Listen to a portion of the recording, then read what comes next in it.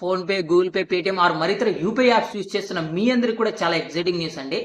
ఆ exciting news ఏందో చెప్పబోయే ముందుగా తెలిసిందేగా ఛానల్‌ని సబ్స్క్రైబ్ చేయడం మాత్రం మర్చిపోకండి.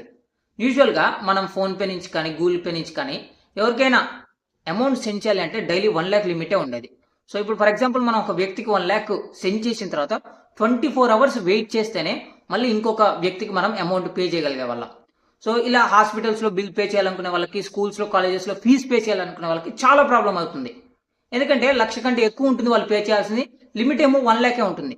సో ఇలా ఇబ్బంది పడుతున్నారని చెప్పి ఆర్‌బీఐ గుడ్ డెసిషన్ తీసుకుంది. అదే ఏంది అంటే లిమిట్ ఎక్స్టెండ్ చేశారు. అంటే మనం ఇప్పటి నుంచి స్కూల్స్‌లో కానీ, కాలేజెస్‌లో కానీ, హాస్పిటల్స్‌లో కానీ 1,00,000 కంటే ఎక్కువ బిల్ ఉంటే మాత్రం 1,00,000 నుంచి 5,00,000 వరకైతే దీన్నైతే ఎక్స్టెండ్ చేశారు.